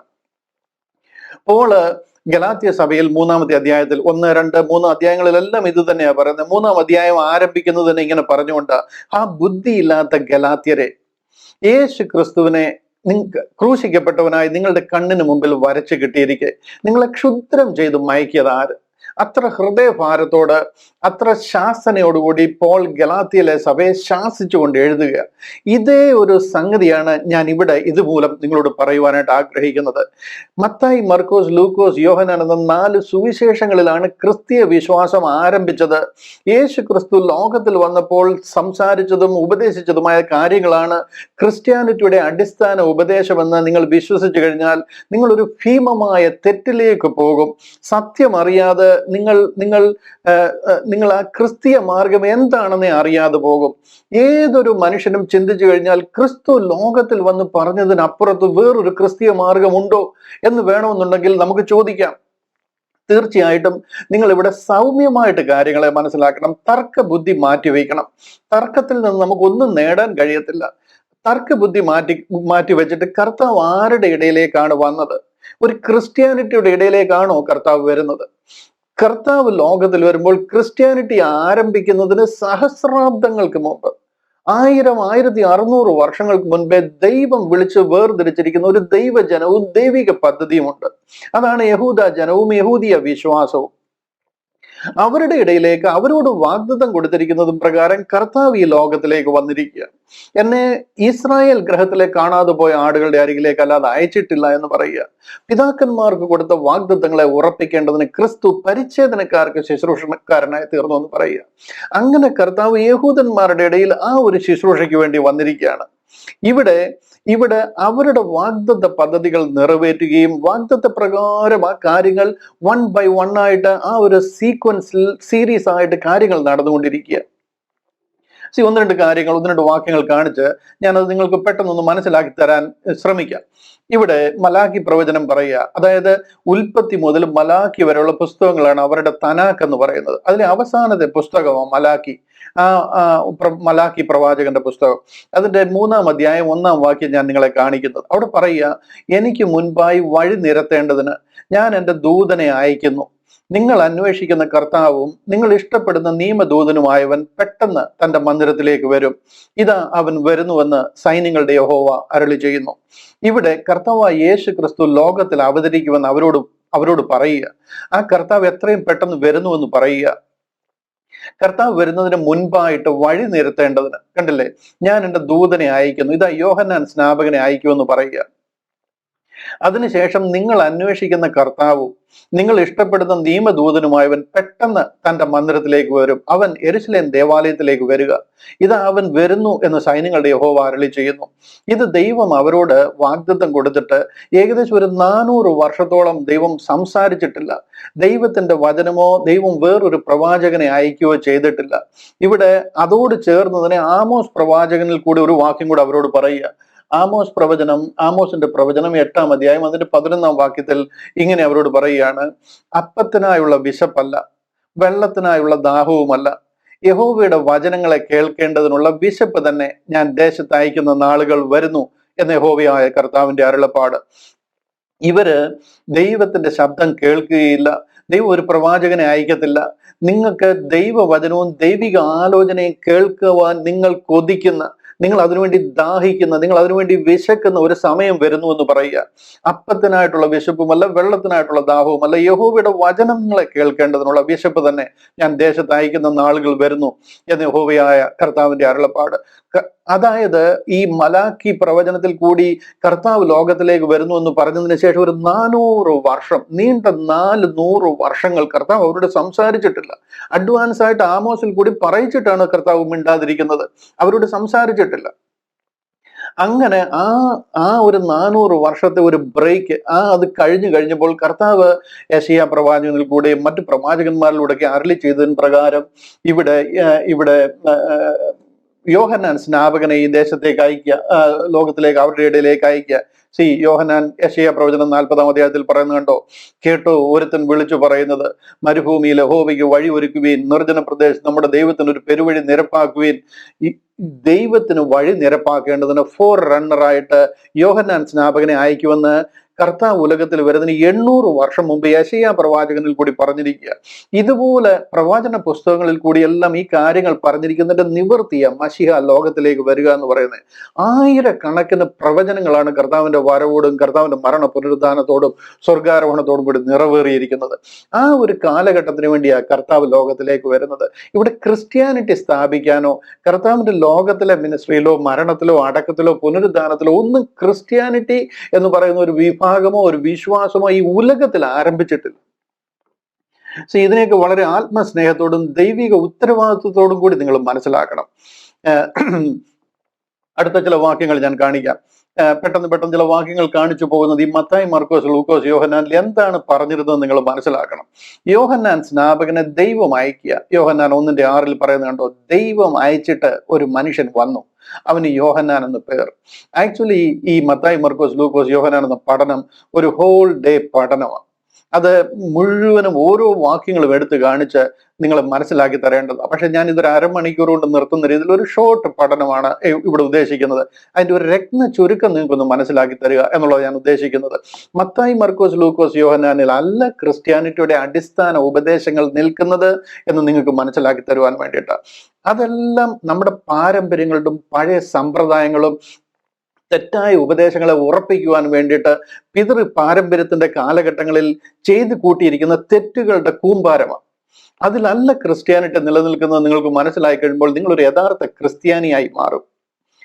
ഞാനിവിടെ ഉപയോഗിക്കുന്നത് അല്പം കട്ടിയുള്ള വാക്കുകളാണ്. ഈ വാക്കുകളൊന്നും ഉപയോഗിച്ചാൽ പോരാ. കാര്യം അത്ര വലിയൊരു അനീതിയാണ് ഇവിടെ നടന്നിരിക്കുന്നത്, അത്ര വലിയൊരു തെറ്റാണ് ഇവിടെ നടന്നിരിക്കുന്നത്. നിങ്ങളെ ക്ഷുദ്രത്തിൽ മുക്കിയിരിക്കുന്ന മാതിരി ഒരു അനീതിയാണ് ഇവിടെ നടന്നിരിക്കുന്നത്. അതിനെ കോടിക്കണക്കിന് ആൾക്കാരെ കെട്ടുകെട്ടിച്ച് നരകത്തിലേക്ക് അയക്കുന്ന അനീതിയാണ് ഇവിടെ നടന്നുകൊണ്ടിരിക്കുന്നത്.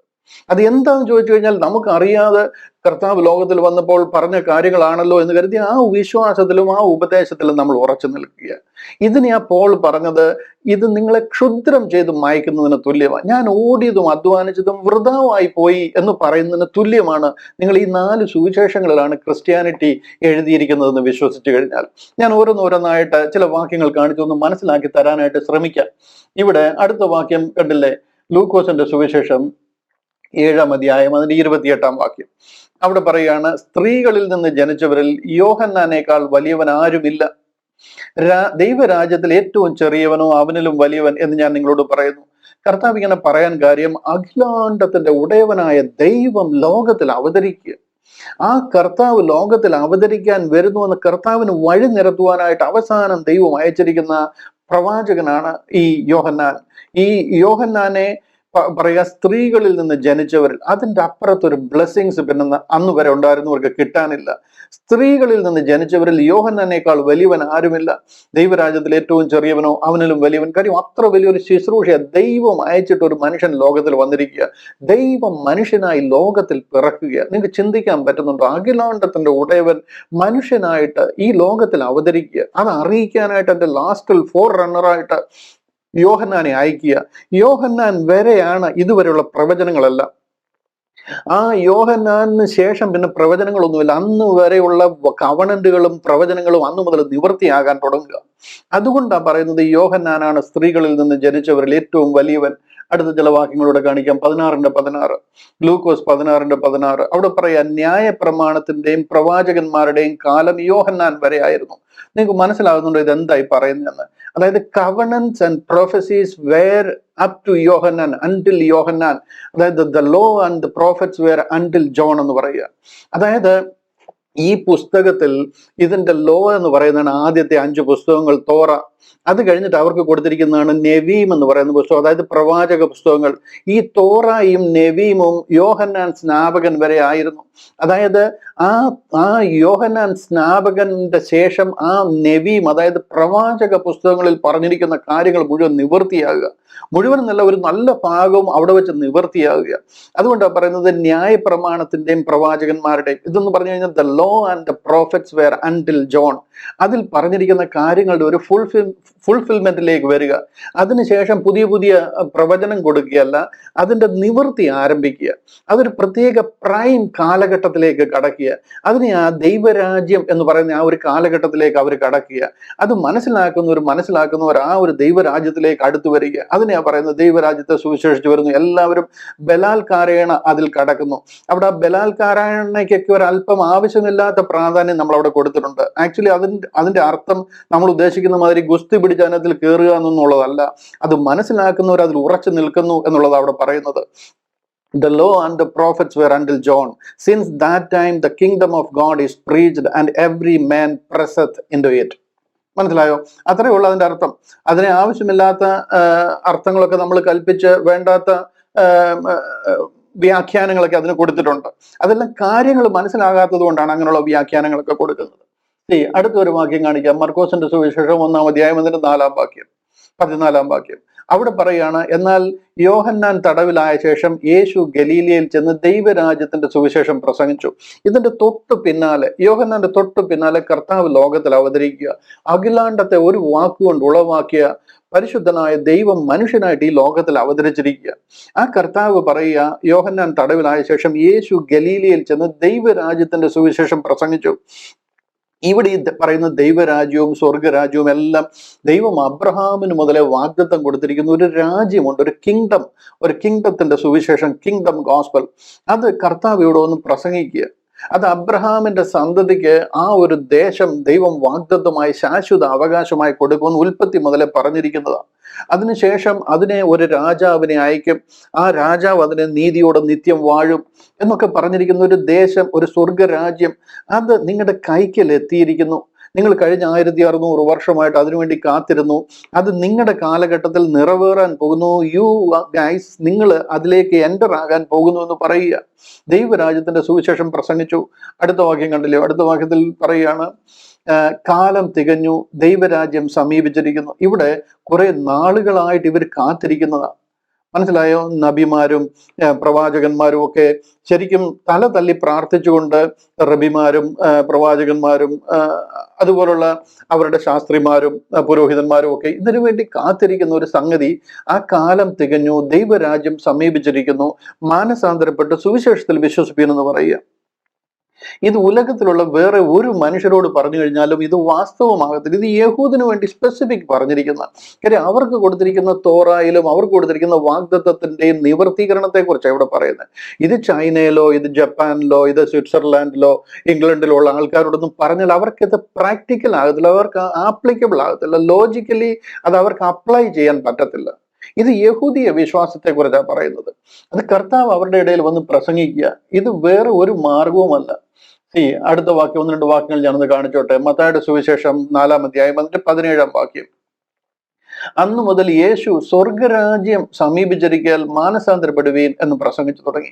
കർത്താവ് അവരോട് പ്രസംഗിക്കുക, നിങ്ങൾ സ്വർഗരാജ്യം സമീപിച്ചിരിക്കുക, മാനസാന്തരപ്പെട്ട് സുവിശേഷത്തിൽ വിശ്വസിപ്പീൻ.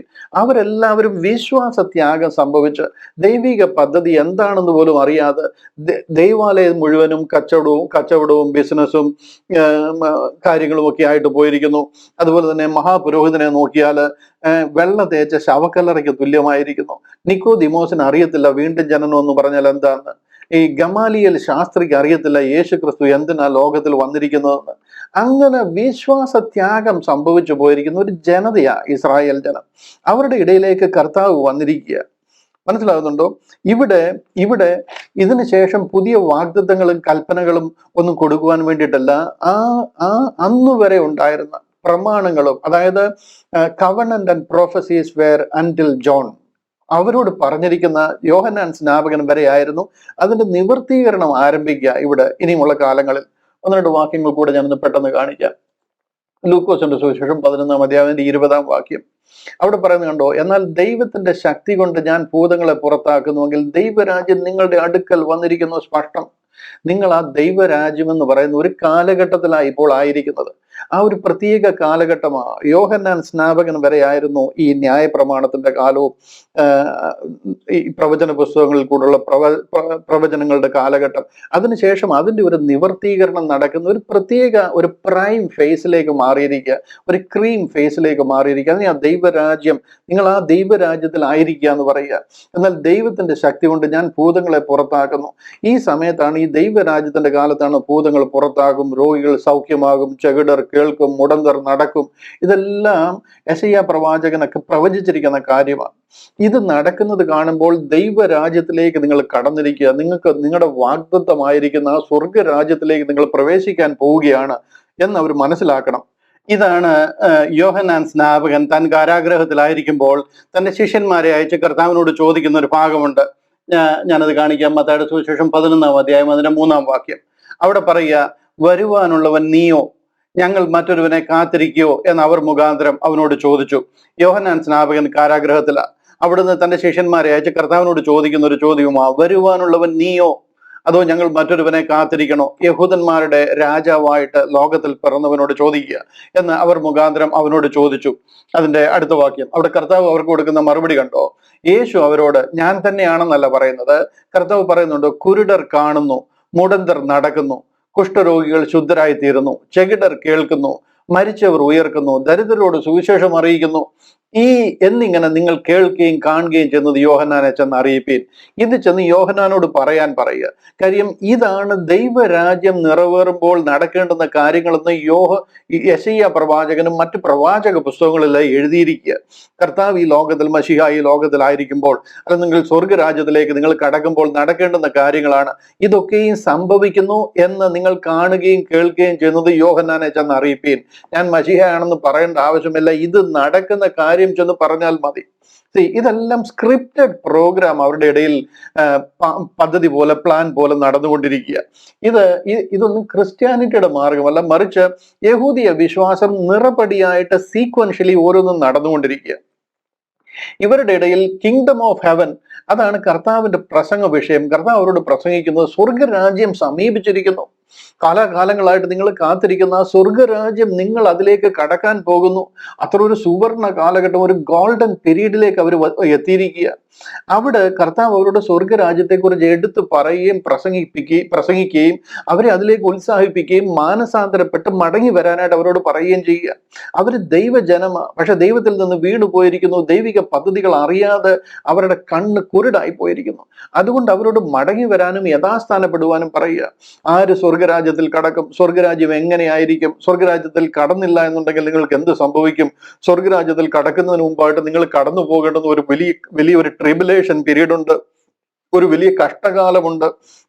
അതിൽ കൂടെ കർത്താവ് അവരെ പരിപാലിക്കുന്ന കാര്യം, അന്ത്യം വരെയും പിടിച്ചു നിൽക്കേണ്ടതിന്റെ ആവശ്യകത എല്ലാം കർത്താവ് അവരോട് പറയുക. മത്തായിയുടെ സുവിശേഷം 5, 6, 7 ഒക്കെ നിങ്ങൾ വായിച്ചു നോക്കിക്കഴിഞ്ഞാൽ ഗിരിപ്രഭാഷണം, സെർമൺ ഓഫ് ദ മൗണ്ട് എന്ന് പറയുന്നതെല്ലാം ഇതിന്റെ ഉപമകളും ഈ സ്വർഗരാജ്യത്തെ കുറിച്ച് കർത്താവ് എടുത്തു പറയുക. അതെല്ലാം എടുത്ത് കാണിക്കേണ്ട വിഷയങ്ങളാണ്. പക്ഷെ എന്നുണ്ടെങ്കിൽ ഒരു വലിയ കോംപ്ലിക്കേറ്റഡ് അല്ലാത്തത് കാരണം ഞാൻ ഇങ്ങനെ പറഞ്ഞാൽ നിങ്ങൾക്ക് മനസ്സിലാകും എന്ന് ഞാൻ വിശ്വസിക്കുക. കാര്യം അത്ര ഒരു സിമ്പിൾ സംഗതിയായത്. ഇവിടെ ഞാനൊരു വിഷയം പറഞ്ഞ് ഒരു പ്രധാനമായിട്ട് എടുത്ത് കാണിക്കേണ്ടുന്നത് കഴിഞ്ഞ ആഴ്ചയിൽ സംസാരിച്ചിരുന്നല്ലോ. അതായത് നമ്മുടെ ഗ്രേറ്റ് കമ്മീഷൻ, നമ്മുടെ മഹാദൗത്യം, അത് യഹൂദന്മാരെ ദൈവം പരമേൽപ്പിച്ചിരുന്ന മഹാദൗത്യമാണ്. ഇതുവരെയും ക്രിസ്ത്യാനിറ്റി ഇവിടെ ആരംഭിച്ചിട്ടേ ഇല്ല. അങ്ങനെ ഒരു പദ്ധതിയെക്കുറിച്ച് ചിന്തിച്ചിട്ട് പോലുമില്ല. അങ്ങനൊരു കാര്യത്തിന് ഒരു സൂചന പോലും ഇവിടെ എങ്ങുമില്ല. ബൈബിളിൽ പഴയ നിയമത്തിൽ ഒരിടത്തും നിങ്ങൾക്ക് കാണാൻ കിട്ടത്തില്ല. അതെല്ലാം യഹൂദന് കൊടുത്തിരിക്കുന്ന കാര്യങ്ങളാണ്. അവിടെ 24-ാമത്തെ അധ്യായത്തിന്റെ ചില വാക്യങ്ങൾ ഞാനൊന്ന് കാണിക്കാം. മത്തായിയുടെ സുവിശേഷം 24-ാം അധ്യായം അതിന്റെ 3-ാം വാക്യം മുതൽ ചില വാക്യങ്ങൾ പെട്ടെന്ന് ഞാൻ ഓടിച്ചൊന്ന് കാണിക്കാം. അവിടെ പറഞ്ഞു കണ്ടില്ലയോ, അവൻ ഒലിവ് മലയിൽ ഇരിക്കുമ്പോൾ ശിഷ്യന്മാർ തനിച്ച് അവന്റെ അടുക്കൽ വന്ന്, അത് എപ്പോൾ സംഭവിക്കും, എന്ന് നിന്റെ വരവിനും ലോക അവസാനത്തിനും അടയാളം എന്ത് എന്നും പറഞ്ഞു തരണമെന്ന് അപേക്ഷിച്ചു. കർത്താവിനോട് അവർ വന്ന് ചോദിക്കുക, കർത്താവെ, നിന്റെ വരവിനും, അതായത് മടങ്ങി വന്ന് രാജാവായിട്ട് വരാൻ പോവുക, അവരുടെ ഇടയിൽ രാജ്യം സ്ഥാപിച്ച് അവരോടൊപ്പം ആ സ്വർഗരാജ്യത്തിൽ വാഴുവാൻ പോവുക, നീതിയോടെ നിത്യം വാഴുവാൻ പോവുക, ആ വരവിനും ഈ ലോകത്തിന്റെ അവസാനത്തിനും ലക്ഷണങ്ങൾ എന്താണെന്ന് ചോദിക്കുക. അതിന് കർത്താവ് പറഞ്ഞത്, യേശു ഉത്തരം പറഞ്ഞത്, ആരും നിങ്ങളെ തെറ്റിക്കാതിരിപ്പാൻ സൂക്ഷിച്ചോളുവീൻ. ഞാൻ ക്രിസ്തു എന്ന് പറഞ്ഞ് അനേകർ എൻ്റെ പേരെടുത്ത് വന്ന് പലരെയും തെറ്റിക്കും. ആ സമയത്ത് അനേക കള്ള ക്രിസ്തുക്കൾ വരും. കാര്യം ക്രിസ്തു വരണമെന്നുള്ളത് അവർക്ക് അറിയാമായിരുന്നു. ആരാ ക്രിസ്തു എന്ന് അവർക്ക് അറിയത്തില്ല. സാക്ഷാൽ ക്രിസ്തുവിനെയും ക്രിസ്തുവായിട്ട് അവർ മനസ്സിലാക്കിയിട്ടില്ല.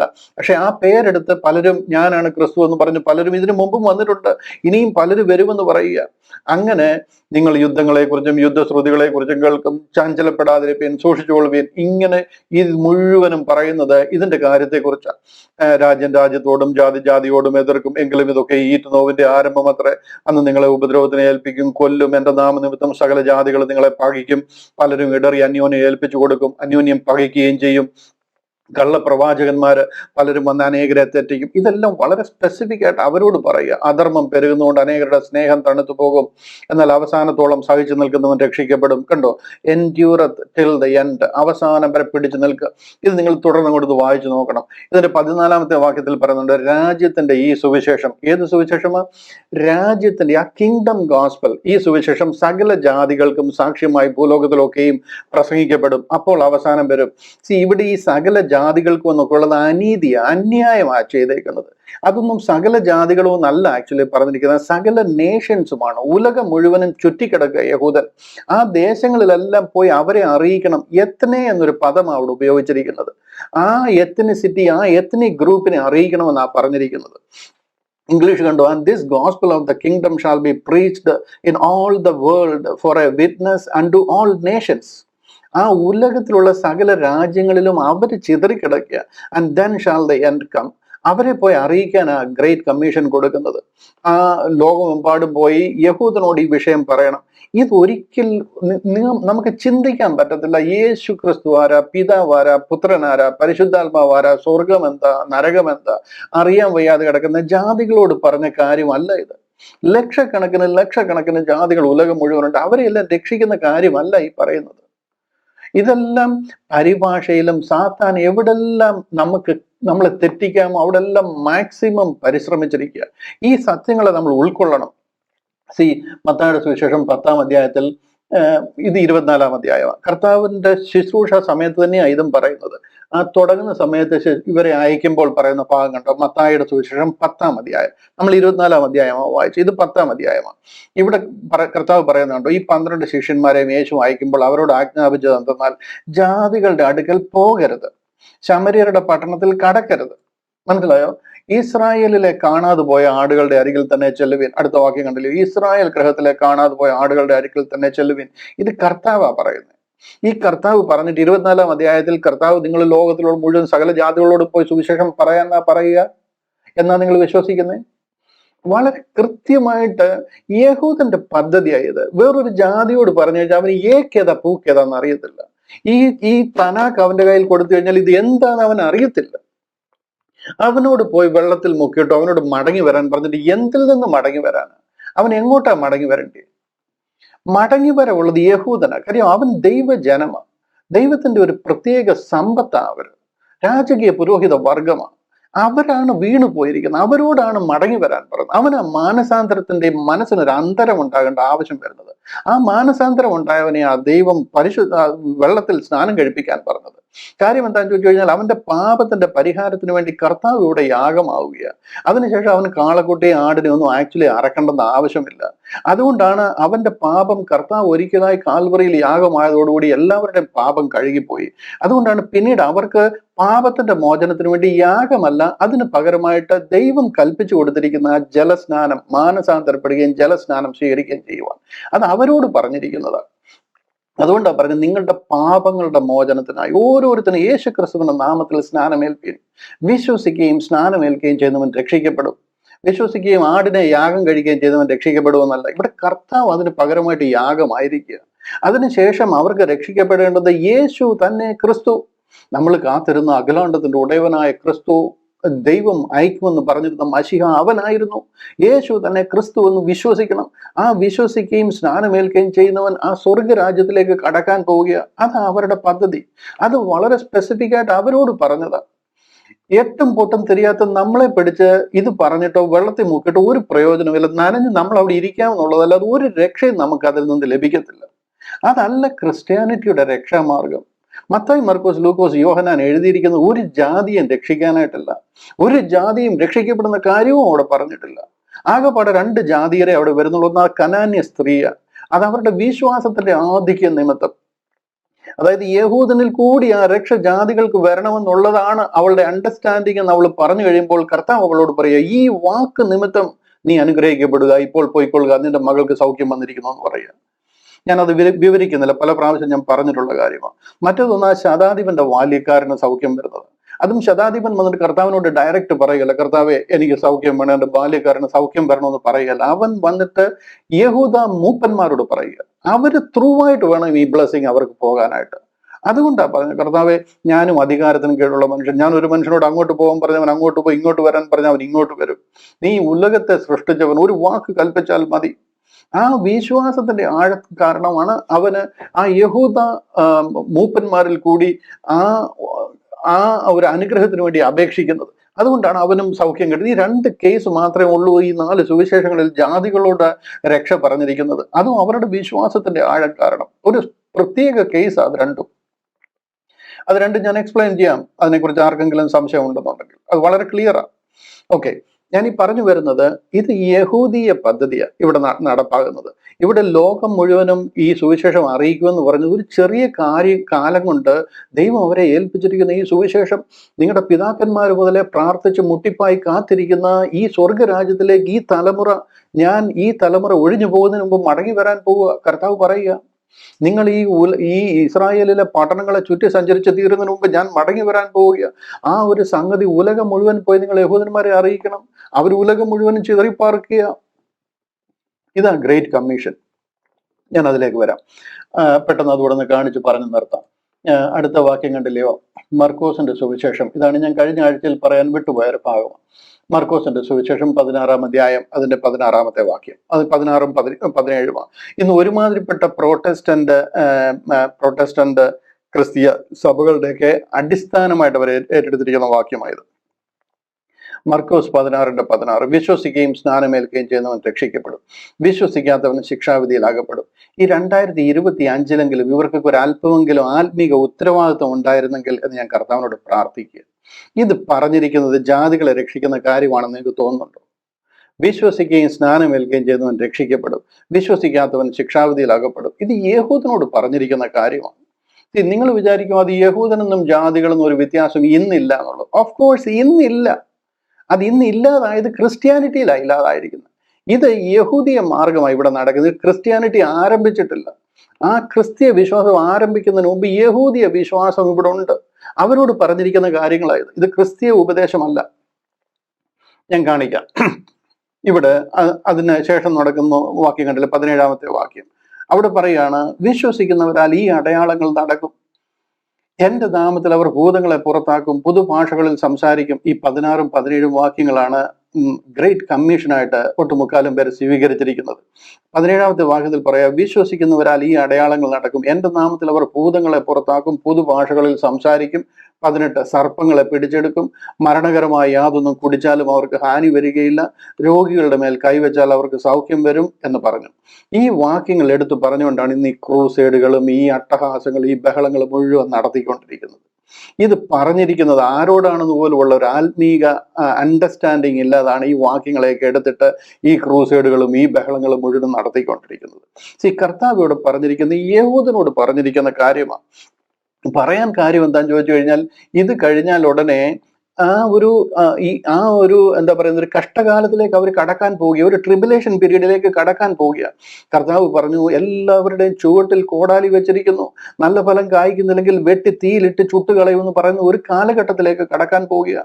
വീശുമുറം കയ്യിലുള്ളവൻ വരുന്നു, അവന്റെ കയ്യിൽ വീശുമുറമുണ്ട്, അവൻ കതിരും പതിരും തിരിക്കും. അതായത് ഇവരൊരു ഭയങ്കര ട്രിബുലേഷൻ പീരീഡിൽ കൂടി കടന്നു പോകാൻ പോവുക. ഞാൻ പെട്ടെന്ന് ആ ഒരു സ്കെച്ച് ഒന്ന് കാണിക്കാം നിങ്ങൾക്ക്, ഒന്ന് മനസ്സിലാകുവാൻ വേണ്ടിയിട്ട്. ഇതാണ് ഇവരുടെ പദ്ധതി, ഇവരുടെ പ്രോഗ്രാം എന്ന് പറയുന്നത്. ഇവരുടെ സുവിശേഷം കർത്താവ് ഇവിടെ വെച്ചാൽ ഇവരോട് സംസാരിക്കുന്നത്. കർത്താവിന്റെ ക്രൂശിന് മുൻപായിട്ട്, കർത്താവിന്റെ മരണ പുനരുദ്ധാനത്തിന് ശേഷം പരിശുദ്ധാത്മാവിനെ അയക്കുമെന്ന് കർത്താവ് പറയാം. അതിനുശേഷം അവർ ഈ ഒരു പദ്ധതി, അതായത് ഈ പച്ച കളറിൽ കാണുന്ന റാത്ത് ഓഫ് ഗോഡ് അല്ലെന്നുണ്ടെങ്കിൽ 7 വർഷത്തെ ഒരു പീഡനകാലം, ഒരു 7 years ട്രിബുലേഷൻ പീരീഡിൽ കൂടി കടന്നു പോകും. ഇതിന്റെ അവസാനത്തിലാണ് കർത്താവ് വരുന്നത്, മടങ്ങി വരും, രാജാതിരാജാവായിട്ട് വരും. ഇവിടെ വെച്ച് ഈ കാര്യങ്ങൾ പറയുമ്പോൾ ഏകദേശം 30-40 വർഷത്തിനുള്ളിൽ ഈ കാര്യങ്ങളൊക്കെ നടന്നിരുന്നേനെ. ഇതൊക്കെ നടക്കേണ്ടുന്ന കാര്യങ്ങളാണ്. അതിനു വേണ്ടിയിട്ടാണ് പരിശുദ്ധ ആത്മാവിനെ അയച്ച് അവരുടെ മേൽ ശക്തി പ്രാപിക്കുന്നത്. അവരോട് പറയാം, നിങ്ങൾ യെരുശലേമിലും യഹൂദയിലും പാർപ്പീൻ, ഇവിടുന്ന് വാങ്ങിപ്പോകരുത്. ശക്തി ലഭിച്ചതിന് ശേഷം യെരുശലേമിലും യഹൂദയിലും എല്ലായിടവും ശമരിയയിലും ഉലകത്തിന്റെ അറ്റത്തോളം പോയി എന്റെ സാക്ഷികളാകുവാൻ. കാര്യം അവിടെ എല്ലാം പോയി യഹൂദൻ ചിതറിക്കിടക്കുക. 65% യഹൂദൻ യെരുശലേമിന് ഇസ്രായേലിനും വെളിയില്ല. അവർ ഈ സത്യം അറിയിക്കണം. കടന്നു പോകുമ്പോൾ ഇവിടെ കണ്ടില്ല, ആ എതിർ ക്രിസ്തുവിന്റെ വാഴ്ച അല്ലെന്നുണ്ടെങ്കിൽ അന്ത്യകാലം, ആ 7 വർഷത്തെ ആ ഒരു കാലമൊക്കെ ഇവിടെ നടക്കും. അതിൽ കൂടെ അവർ കടന്നു പോകും. ഈ കാര്യങ്ങളൊക്കെ ഇവിടെ നടക്കുമ്പോൾ ഇവിടെ ഭയങ്കര പീഡനം നടക്കും. നമുക്കൊരു ചെറിയ കൊറോണ വന്നപ്പോഴത്തെ, ഇവിടുത്തെ ക്വാറന്റൈൻ വന്നപ്പോഴത്തെ നമുക്കറിയാം എന്താ ഇവിടുത്തെ സ്ഥിതി എന്നുള്ളത്. അതൊക്കെ വെറും മിനിയേച്ചറാണ്. അതിന്റെയൊക്കെ വലിയ തമ്പുരാൻ സംഗതിയായി വരാൻ പോകുന്നത് കഷ്ടകാലം എന്ന് പറയുന്നത്. കർത്താവ് പറയുന്നത് ഉലകം ആരംഭിച്ചതിന് ശേഷം അങ്ങനെ ഒരു കാലം ഉണ്ടായിട്ടേ ഇല്ല. യിരെമ്യാ പ്രവാചകനൊക്കെ പറഞ്ഞു, അയ്യോ അത് യാക്കോബിനും മഹാകഷ്ടം എന്ന് പറയുന്നൊരു ഭയങ്കര കഷ്ടകാലം വരാൻ പോവുക. ഇവർ അതിൽ കൂടി കടന്നു പോകും. ഒരുമാതിരിപ്പെട്ടവരെല്ലാം അവരുടെ വിശ്വാസത്തിൽ നിന്ന് വീണു പോകും. അതുകൊണ്ടാണ് പറഞ്ഞത്, പിടിച്ചു നിൽക്കാൻ, അന്ത്യം വരെയും പിടിച്ചു നിൽക്കാൻ. വിശ്വസിക്കുകയും സ്നാനമേൽക്കുകയും ചെയ്യുന്നവൻ രക്ഷിക്കപ്പെടും, വിശ്വസിക്കാത്തവന് ശിക്ഷാവിധിയിൽ അകപ്പെടും. ഇതെല്ലാം ഇവരോട് പറഞ്ഞിരിക്കുന്ന കാര്യങ്ങളാണ്. അതിനുശേഷം നടക്കുന്നത് പാമ്പുകളും തേളുകളും ഒക്കെ അവർ പിടിച്ചെടുക്കുമെന്ന് പറയുന്നതാന്ന് ചോദിച്ചു കഴിഞ്ഞാൽ ഈ കാലഘട്ടമാണ്. ഈ കാലഘട്ടത്തിൽ വിഷകരമായതൊക്കെ അവർ കുടിച്ചാൽ അവർക്ക് ഹാനി വരത്തില്ല. ഇങ്ങനെയൊക്കെ പറയാൻ കാര്യം എന്താണെന്ന് ചോദിച്ചു കഴിഞ്ഞാൽ ഈ കാലഘട്ടത്തിൽ അങ്ങനെയുള്ള സംഗതികളൊക്കെ വരാൻ പോവുക. ആകാശത്തിൽ നിന്ന് ചില നക്ഷത്രങ്ങളൊക്കെ വീണിട്ട് ഭൂമിയിലെ സമുദ്രങ്ങൾ മുഴുവനും കയ്പായി പോരുകയും എന്താ പറയുന്നത്, അത് കുടിക്കുന്നവർ മരിച്ചു പോവുകയും ചെയ്യുന്ന രീതിയിൽ വെള്ളം മുഴുവനും വിഷതുല്യമായി പോവുകയാണ്. അത് കുടിക്കുന്നവരെല്ലാം ചത്തുപോകും. അവരോട് പറയാ, നിങ്ങൾക്ക് വിഷകരമായതൊന്നും കുടിച്ചാൽ നിങ്ങൾക്ക് ഹാനി വരത്തില്ല. കാര്യം ഇതാ കാലഘട്ടം. ഈ ഒരു സമയത്ത് അത് നിറവേറാൻ പോവുക. ഈ സമയത്ത് അവർ അതിൽ കൂടി കടന്നു പോകും. ഇവിടെ ഈ വിഷകരമായ സംഗതികളൊക്കെ വരാൻ പോവുക. ഞാൻ 1-2 വാക്യങ്ങൾ കൂടെ നിങ്ങളെ അതിനോടുള്ള ബന്ധത്തിൽ കാണിക്കാം. വെളിപ്പാട് പുസ്തകം 8-ാം അധ്യായം അതിന്റെ 10-ാമത്തെ വാക്യം. വെളിപ്പാട് പുസ്തകം 8-ാം അധ്യായം അതിന്റെ 10, 11, 12 വാക്യങ്ങളൊന്ന് വായിച്ച് കേൾപ്പിക്കാം. 10, 11 ഇവിടെ കണ്ടില്ലേ? 10-ാമത്തെ വാക്യത്തിൽ പറയുക, 3-ാമത്തെ ദൂതൻ ഊതി, അപ്പോൾ ദീപം പോലെ ജ്വലിക്കുന്ന ഒരു മഹാനക്ഷത്രം ആകാശത്ത് നിന്ന് വീണു. നദികളിൽ 3-1 നീരുറവുകളിന്മേലും ആയിരുന്നു അത് വീണത്. ആകാശത്തിൽ നിന്ന് ഒരു നക്ഷത്രം വീണിരിക്കുക. ആ നക്ഷത്രത്തിന് കാഞ്ഞിരം എന്ന് പേര്. വെള്ളത്തിൽ 3-1 കാഞ്ഞിരം പോലെയായി. വെള്ളം കയ്പായതിനാൽ മനുഷ്യരിൽ പലരും മരിച്ചുപോയി. ഈ കാഞ്ഞിരം എന്നൊക്കെ പറയുമ്പോൾ നമ്മൾ വിചാരിക്കും ഒരു കയ്പ് വെള്ളമാണ്. അങ്ങനല്ല, അത് കുടിച്ചാൽ മരിച്ചു പോകും. കയ്പെന്ന് നമുക്ക് കാഞ്ഞിരം എന്നൊക്കെ പറയുമ്പോൾ നമ്മൾ അതിനെ കഴിക്കുന്ന വെള്ളം എന്നുള്ള രീതിയിലേ കാണുന്നുള്ളൂ. പക്ഷെ താഴെ എഴുതിയിരിക്കുന്നുണ്ട്, വെള്ളം കയ്പായതിനാൽ, അതായത് വിഷ തുല്യമാണ്. അത് കുടിച്ചു കഴിഞ്ഞാൽ മനുഷ്യർ മരിച്ചു പോകും. ഇതുകൊണ്ടാണ് പറയുന്നത് ഇങ്ങനെയുള്ള സംഗതിയിൽ കൂടെ നിങ്ങൾ കടക്കാൻ പോവുക. അതുകൊണ്ടാണ് പറയുന്നത് വിഷകരമായതൊന്നും കുടിച്ചാൽ നിങ്ങൾക്ക് ഹാനി വരത്തില്ല എന്ന് പറയാൻ കാര്യം ഇങ്ങനെയുള്ള സാഹചര്യങ്ങളിൽ കൂടെ നിങ്ങൾ കടന്നു പോകാൻ പോകുന്നത്. ഇത് കുടിച്ചിട്ട് ചത്ത് കിടക്കുന്ന ആൾക്കാരുടെ മേൽ നിങ്ങൾ കൈവച്ചാൽ അവൻ എഴുന്നേറ്റ് നിൽക്കും. അത് കാണുമ്പോൾ യഹൂദൻ വിശ്വസിക്കും.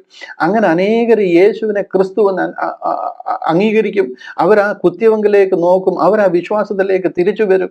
അതിന് കൊടുത്തിരിക്കുന്ന അവിടെ പറഞ്ഞിരിക്കുന്ന കാര്യങ്ങളാണ് 9-ാമത്തെ അധ്യായം, വെളിപ്പാട് പുസ്തകം 9-ാം അധ്യായം അതിന്റെ 3-ാം വാക്യം. ഇവിടെ കണ്ടില്ലയോ? പുകയിൽ നിന്ന് വെട്ടുകിളി ഭൂമിയിൽ പുറപ്പെട്ടു, അതിന് ഭൂമിയിലെ തേളിനുള്ള ശക്തി ലഭിച്ചു. ഇവിടെ തേളും പാമ്പും ഒക്കെ വരിക. മനുഷ്യനെ കുത്തിക്കഴിഞ്ഞു കഴിഞ്ഞാൽ അവൻ ചത്തുപോകുന്ന പോലുള്ള തേളും പാമ്പും ഒക്കെ ഈ കാലഘട്ടത്തിൽ ദൈവം അയക്കുക. ഇത് കണ്ടില്ലേ? അതിന്റെ ശേഷം വരുന്ന കണ്ടോ? നെറ്റിയിൽ ദൈവത്തിന്റെ മുദ്രയില്ലാത്ത മനുഷ്യർക്കല്ലാതെ ഭൂമിയിലെ പുല്ലിനും പച്ചയായതൊന്നിനും യാതൊരു വൃക്ഷത്തിനും കേടുവരുത്തരുന്നതിന് കൽപ്പനയുണ്ടായി. അതൊരു ഭയങ്കര തേള. അവരെ കൊല്ലുവാനല്ല, 5 മാസം ദണ്ഡിപ്പാൻ അത്രേ അവൻ അധികാരം ലഭിച്ചത്. അവരുടെ വേദന തേള് മനുഷ്യനെ കുത്തുമ്പോഴുള്ള വേദനയായിരുന്നു. ഈ തേള് പോലുള്ളത്, സർപ്പം പോലുള്ള സംഗതികളൊക്കെ ഈ കാലഘട്ടത്തിൽ ദൈവം അയക്കുക. ആ സമയത്ത് നിങ്ങൾ സർപ്പങ്ങളെ പിടിച്ചെടുക്കുക, നിങ്ങൾ ഈ തേളിനെയൊക്കെ പിടിച്ചെടുക്കുക, നിങ്ങൾക്ക് ഹാനി വരത്തില്ലെന്ന് പറയുക. ഇത് അവരോട് പറയുന്ന കാര്യം. കാര്യം അവരടുത്ത ട്രിബുലേഷൻ പീരീഡിലേക്ക് കടക്കാൻ പോയി. ഇവിടുന്ന് ക്രിസ്ത്യാനിറ്റി എന്ന് പറയുന്ന സംഗതി ആരംഭിച്ചിട്ടേ ഇല്ല. അടുത്ത വാക്യം കണ്ടില്ലയോ? റെവലേഷൻ 16-ാം അധ്യായം അതിന്റെ 3-ാമത്തെ വാക്യം. രണ്ടാമത്തവൻ തന്റെ കലശം സമുദ്രത്തിൽ ഒഴിച്ചു. അപ്പോൾ അത് മരിച്ചവന്റെ രക്തം പോലെ ആയിത്തീർന്നു. സമുദ്രം മുഴുവനും മരിച്ച ഡെഡ് ബോഡിയുടെ ബ്ലഡ് മാതിരി, നാർന്ന ഡെഡ് ബോഡിയിലെ മരിച്ച ശവത്തിന്റെ രക്തം പോലെ വെള്ളമായി പോയി. സമുദ്രത്തിലെ ജീവജന്തു ഒക്കെയും ചത്തുപോയി.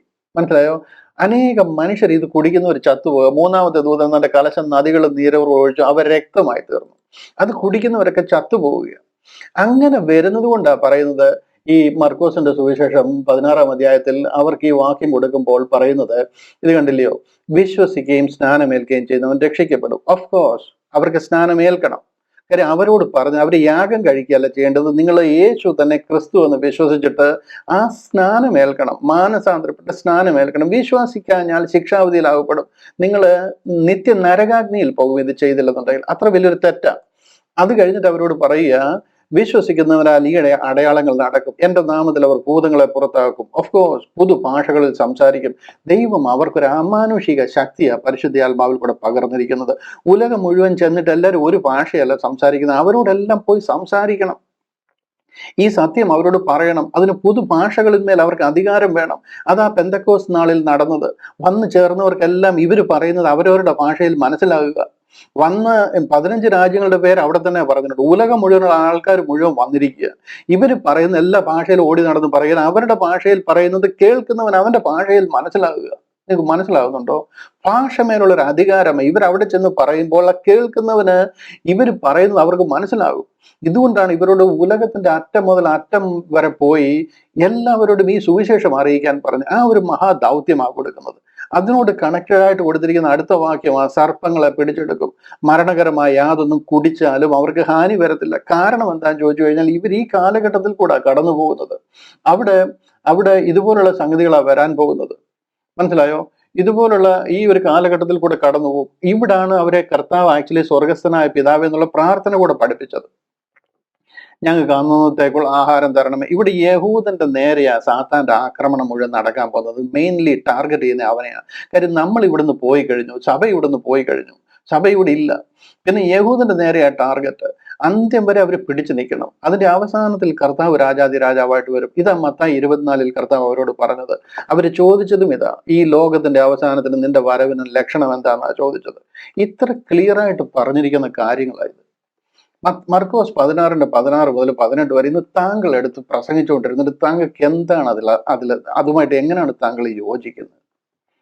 ഒരല്പമെങ്കിലും ആത്മീക ഉത്തരവാദിത്വം ഈ വിഷയത്തിൽ നിങ്ങൾക്ക് ഉണ്ടായിരുന്നെങ്കിൽ എന്ന് ഞാൻ ആഗ്രഹിക്കുക, പ്രാർത്ഥിക്കുക. ഇന്ന് ക്രിസ്ത്യാനിറ്റി എന്ന് പറയുന്നത് പെന്തക്കോസ് നാളിലും ഇതിന് ശേഷം പെന്തക്കോസ് നാൾ നടക്കുക, അത് അവരുടെ ഇടയിലെ പെന്തക്കോസും താങ്കളുമായിട്ട് എന്ത് ബന്ധമാണ്? എന്താണ് നിങ്ങളുടെ പെന്തക്കോസിന്റെ കണക്ഷൻ? എന്താണ്? ഹരിയാനയും കുഴിയാനയും തമ്മിൽ എന്തെങ്കിലും ഒരു ബന്ധം ഉണ്ടെങ്കിൽ ആ ബന്ധമാണ് ക്രിസ്ത്യാനിറ്റിയും പെന്തക്കോസ്റ്റുമായിട്ടുള്ളത്. അവരുടെ പെരുന്നാളാണ് പെന്തക്കോസ് പെരുന്നാൾ. വാഗ്ദത്ത പ്രകാരം പരിശുദ്ധാത്മാവിനെ പെന്തക്കോസ് പെരുന്നാളിൽ ദൈവം അവരുടെ മധ്യത്തിൽ അയച്ചിരിക്കുക. അന്ന് സഭ സ്ഥാപിച്ചുവെന്നും അവിടെ നടന്ന കാര്യങ്ങളൊക്കെ ക്രിസ്ത്യാനിറ്റിയുടെ അടിസ്ഥാന പ്രമാണങ്ങളാണെന്നും മത്തായി, മർക്കോസ്, ലൂക്കോസ്, യോഹന്നാനിൽ പറഞ്ഞിരിക്കുന്ന കാര്യങ്ങളാണ് സഭ സ്ഥാപിച്ചിരിക്കുന്നതൊക്കെ പഠിപ്പിച്ചു കഴിഞ്ഞാൽ അനീതിയ ദൈവിക നിങ്ങൾ ചെയ്യുന്നത് ദൈവത്തിന്റെ ക്രൂശിനെതിരെ ചെയ്യുന്ന അനീതിയാണ്. ജീവനോട് ചെവി തുറന്ന് ഇത് കേൾക്കാൻ ഞാൻ നിങ്ങളെ ഓർപ്പിക്കുക. ജീവനോട് ഇരിക്കുമ്പോൾ കണക്ക് കൊടുക്കേണ്ടതായി ഇതിനൊക്കെ. ഈ അന്ത്യകാലത്തെങ്കിലും പെട്ടിയിൽ കെട്ടുകെട്ടി അനേകരെ അയച്ചു കഴിഞ്ഞു. ഭൂമിയുടെ മേലുള്ളവരോടെങ്കിലും സത്യം പ്രസംഗിക്കാനായിട്ട് ഞാൻ വിനീതമായിട്ട് നിങ്ങളെ ഓർപ്പിക്കുക. 2025 നിങ്ങളുടെ മുമ്പിൽ തുറന്ന് ലഭിച്ചിരിക്കുക. ബൈബിൾ വായിച്ച് ആദ്യം മനസ്സിലാക്കണം ആരോട് എന്ത് പറഞ്ഞിരിക്കുന്നു എന്നുള്ളത്. ക്രിസ്ത്യാനിറ്റി എന്താണെന്ന് മനസ്സിലാക്കിയിട്ട് അത് പ്രസിദ്ധമാക്കുവാൻ. അതാണ് ഗ്രേറ്റ് കമ്മീഷൻ. ഇന്ന് ക്രിസ്തു നമ്മുടെ പാപങ്ങൾക്ക് വേണ്ടി തിരുവെഴുത്തുകളിൻ പ്രകാരം മരിച്ചു, അടക്കപ്പെട്ടു. തിരുവെഴുത്തുകളിൻ പ്രകാരം മൂന്നാം നാൾ ഉയർത്തെഴുന്നേറ്റിരിക്കുന്നു. എന്റെ പാപത്തിന്റെ പരിഹാരത്തിന് വേണ്ടി എന്റെ പാപം തന്റെ മേൽ ചുമന്നുകൊണ്ട് താൻ ക്രൂശിന്മേൽ കയറി എനിക്ക് പകരം ഒരു മറുവില യാഗമായിരിക്കുക, ഒരു സബ്സ്റ്റിറ്റ്യൂഷണറി അറ്റോൺമെന്റ് നടത്തിയിരിക്കുക. അതിലെ ആഴമായ വിശ്വാസത്താൽ കർത്താവ് ചെയ്ത നീതി പ്രവൃത്തി എന്റെ നീതി പ്രവൃത്തിയായിട്ട് കണക്കിടുക. അതിനെയാണ് ഇംപ്യൂട്ടഡ് റൈച്ചിയസ്നെസ് അല്ലെങ്കിൽ നീതിയായി കണക്കിടുക എന്ന് പറയുന്നത്. അതിലെ ആഴമായ വിശ്വാസത്തിൽ പിതാവായ ദൈവം എന്റെ പാപങ്ങളെ കണക്കിടാതെ എന്റെ പാപങ്ങളെ ക്രിസ്തുവിൽ എനിക്ക് ക്ഷമിച്ചു തന്നിരിക്കുക. പരിശുദ്ധ ആത്മാവിനാൽ എന്നെ മുദ്രയിടുക, വീണ്ടെടുപ്പിൻ നാൾ വരെ, ആ റാപ്ചർ നാൾ വരെ. ഇതാ ക്രിസ്ത്യാനിറ്റി.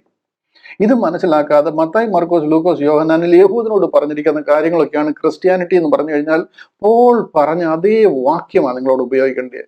യേശു ക്രിസ്തുവിനെ ക്രൂശിക്കപ്പെട്ടവനായി നിങ്ങളുടെ കണ്ണിന് മുമ്പിൽ വരച്ച് കെട്ടിയിരിക്കുക, നിങ്ങളെ ക്ഷുദ്രം ചെയ്ത് മയക്കത് ആര് എന്ന് ചോദിക്കാൻ ഓരോ ക്രിസ്ത്യാനിയോടും, പ്രത്യേകിച്ച് ഈ തെറ്റായ ഈ ദുരുപദേശം പഠിപ്പിക്കുന്ന ടീച്ചേഴ്സിനോട്. ഹല്ലേലൂയ. മത്തായി, മർക്കോസ്, ലൂക്കോസ്, യോഹന്നാൻ അനുഗ്രഹീതമായ 4 പുസ്തകങ്ങളാണ്. അഖിലാണ്ടത്തിന്റെ ഉടയവനായ കർത്താവ് ലോകത്തിൽ വന്നപ്പോൾ യഹൂദന്മാരോട് ശുശ്രൂഷിച്ച് അവരോട് പറഞ്ഞിരിക്കുന്ന മിനിസ്ട്രിയുടെ അക്കൗണ്ട് പറഞ്ഞിരിക്കുന്ന 4 പുസ്തകങ്ങളാണ്. അതിന് ഒട്ടും മഹിമ കുറച്ച് കാണരുത്. I fully respect. ഞാൻ അതിന്റെ മുന്നിൽ എന്നെ തന്നെ സറണ്ടർ ചെയ്യുക. അതുപോലെ അനുഗ്രഹീതമായ 4 പുസ്തകങ്ങളാണ്. അത് ക്രിസ്ത്യാനിറ്റിയുടെ അടിസ്ഥാന ഉപദേശമല്ല. അത് നമുക്ക് ബുദ്ധി ഉപദേശം, നമുക്ക് ഗുണീകരണത്തിന്, നമുക്ക് ശാസനത്തിന്, നമ്മുടെ നീതിയിലെ അഭ്യസനത്തിനും ഒക്കെ പറഞ്ഞിരിക്കുന്ന കാര്യങ്ങൾ. അതിലല്ല ഒരു ക്രിസ്ത്യാനിറ്റി എന്ന ഒരു വിശ്വാസം നിൽക്കുന്നതും നാം രക്ഷിക്കപ്പെടുന്നത്.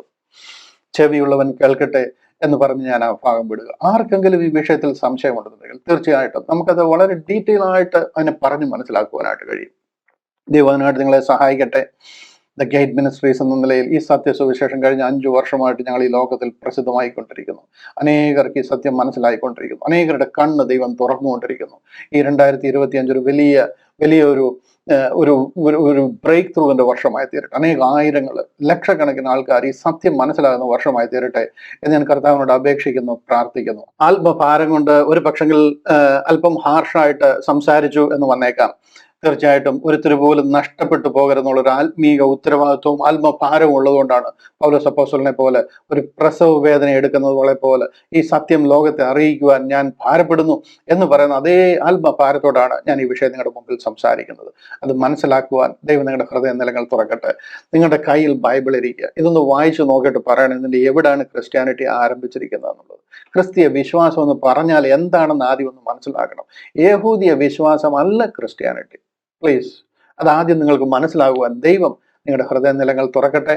അതിനായിട്ട് ദൈവം പ്രത്യേക കൃപ പകരട്ടെ. അനേകരെ ഈ സത്യം പ്രസംഗിക്കാനായിട്ട് ദൈവം എഴുന്നേൽപ്പിക്കട്ടെ. അനേക റിസോഴ്സുകൾ ദൈവം തുറക്കുമാറാകട്ടെ. കർത്താവിന്റെ ഒരു മഹിമ കണ്ട സാക്ഷിയായി നിൽക്കുവാൻ നിങ്ങൾക്ക് ദൈവം ഭാഗ്യം തരട്ടെ എന്ന് പ്രാർത്ഥിക്കുകയും അനുഗ്രഹിക്കുകയും ചെയ്തുകൊണ്ട് വാക്കുകൾക്ക് വിരാമം കുറിക്കുന്നു. കർത്താവിന്റെ കൃപ നമ്മുടെ കൂടെ ഇരിക്കും.